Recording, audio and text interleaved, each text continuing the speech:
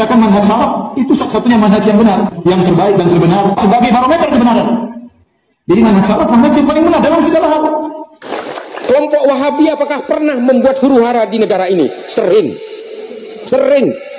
Bom yang meledak tahun 2000 sampai 2009, bom malam Natal, bom Tentena, bom Ritz-Carlton, bom JW Marriott, bom Bali 1, bom Bali 2, bom Kampung Melayu, bom Sarinah, ini semua produknya Wahabi Salafi.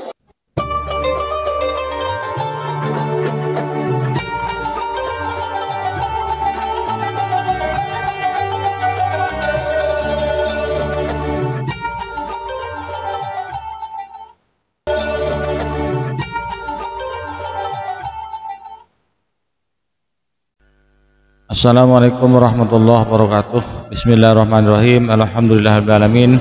Wa bihi nasta'inu ala umuri dunya waddin. Wassalatu wassalamu ala asyrafil anbiya wal mursalin Sayyidina Muhammadin wa ala alihi wa sahbihi ajma'in. Amma ba'du. Bapak Ibu sahabat saya yang dirahmati Allah, alhamdulillah di kesempatan kali ini kita jumpa lagi dalam keadaan sehat walafiat. Mudah-mudahan kita senantiasa mendapatkan lindungan dan rahmat dari Allah, mendapatkan taufik dan hidayahnya, dimudahkan segala urusannya, dilancarkan rezekinya, dan dikabulkan hajatnya. Amin ya rabbal alamin. Kami tidak lupa mengucapkan terima kasih kepada Bapak Ibu beserta sahabat yang telah mendukung dan mensubscribe channel kami. Jazakumullah azza jaza.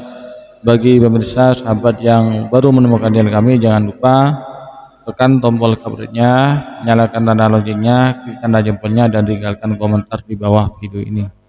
Bapak Ibu sahabat saya yang dirahmati oleh Allah, dari orang-orang salaf Wahabi ini yang mengaku salafi, yaitu satu kelompok yang mengklaim dirinya dan kelompoknya yang paling benar, yang lain salah ya. Mereka sama sekali tidak menghargai perbedaan ya. Siapa saja yang berbeda dengan dia, menentang dia, mereka menolak ajaran mereka, maka akan dituduh sebagai Syiah dan dituduh sebagai ahlul bid'ah, kemudian kuburiyun dan lain sebagainya. Itu tuduhan-tuduhan mereka kepada kaum atau kita Ahlussunnah wal Jamaah, yaitu karena menentang ajaran mereka. Mereka mengklaim hanya dirinya dan kelompok mereka lah yang paling sunnah, paling identik amalnya dengan amalnya baginda Rasulullah SAW. Padahal tidak, ajaran mereka itu penuh penyimpangan dan penuh kebohongan. Dan banyak lagi sejarah-sejarah kelam atau kekejaman-kekejaman dari kelompok Salafi Wahabi ini yang sekarang sok suci.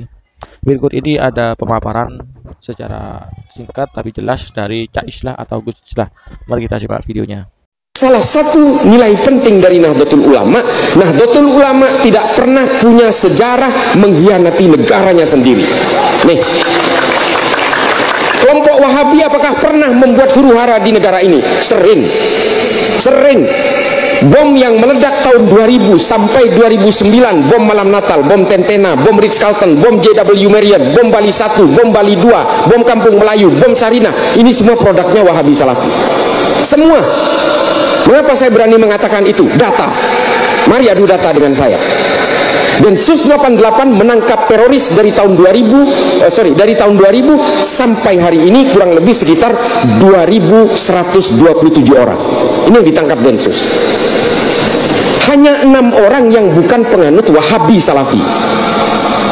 Hanya 6 orang. Siapa ada yang 6 orang ini? 4 orang anggota FPI. Hussein Hasni dan kawan-kawan. Dia merakit bom. Tidak terima karena Habib Rizik Syihab ditangkap, lalu dia berusaha merakit bom untuk meledakkan berbagai spot di Jakarta. Ditangkap oleh Densus. Kemudian yang nomor 5 adalah Fernando. Ini orang Katolik, meledakkan bom Sumarekon Serpong karena dia ingin memeras pemilik mall dengan Bitcoin. Kemudian yang keenam adalah penganut ajaran kiri anarko-sindikalisme, namanya Johnson dan Siagian. Dia berusaha membakar pos polisi di Jatiwarna. Hanya 6 orang ini. Selebihnya siapa yang ditangkap? Penganut Wahabi Salafi, Pak. Dek para sepuluh saja. Sepuluh. Apa saya memfitnah mereka? Mari kita adu data. Kalau tidak percaya dengan data saya, mari antri di depan saya bawa ke terorisnya langsung. Apa pahamnya mereka yang dianut? Saya pertemukan di penjara. Daftar ke saya. Saya punya otoritas untuk mempertemukan orang-orang yang tidak percaya itu. Mari antri. Saya buat daftarnya untuk bertemu dengan teroris yang sedang dipenjara hari ini. Apa pemahamannya? Sama secara fikih. Mereka juga mengharamkan ziarah kubur, mereka mengharamkan maulidan, mengharamkan tahlil, tidak berkunut dan sebagainya. Sama persis seperti orang-orang yang tidak suka kepada orang-orang Nahdliyin. Tapi apakah karena ketidaksukaan terhadap Nahdliyin saya melawan ini? Bukan.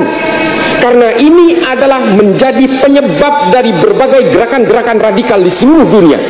Pak, Bapak Ibu sekalian, saya sudah pernah ke Somalia, saya sudah pernah ke Nigeria, saya sudah pernah ke negara-negara tanduk Afrika, saya sudah pernah ke Sudan, saya sudah pernah ke Bangui, Republik Afrika Tengah, saya menyusur pantai barat Afrika sampai ke Monrovia di Liberia.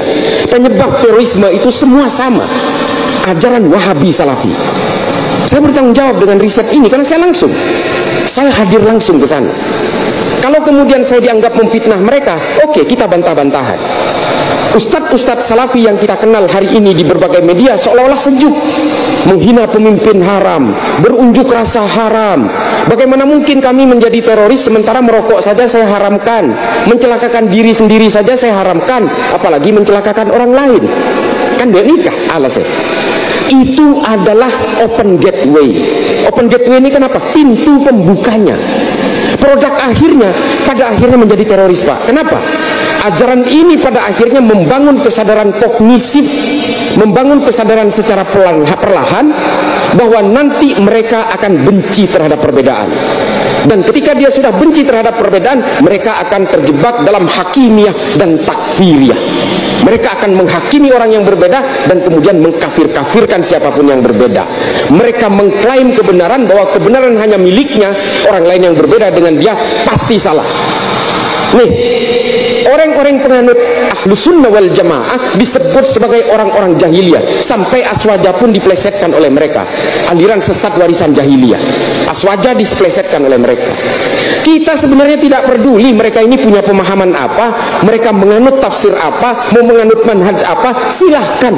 Itu hak, kita nggak bisa melarang. Semua orang punya hak itu. Tapi tolong jangan benci perbedaan. Kalau mereka ini membenci perbedaan, mereka tidak akan bisa hidup dimanapun. Karena perbedaan di antara semua manusia ini adalah sunnatullah. Bapak Ibu sahabat Hayatu yang dirahmati oleh Allah, demikianlah konten yang kami persembahkan pada kesempatan kali ini. Mudah-mudahan apa yang telah kami persembahkan ini bermanfaat bagi kita bersama, menjadi tambahan ilmu, tambahan wawasan, tambahan pengetahuan bagi kita bersama. Amin ya rabbal alamin. Dan dari kami apabila ada kesalahan ataupun kekurangan dan kehilafan, mohon maaf yang sebesar-besarnya. Hadanallahu wa yakum wa billahi taufiq wal hidayah. Wassalamualaikum warahmatullahi wabarakatuh.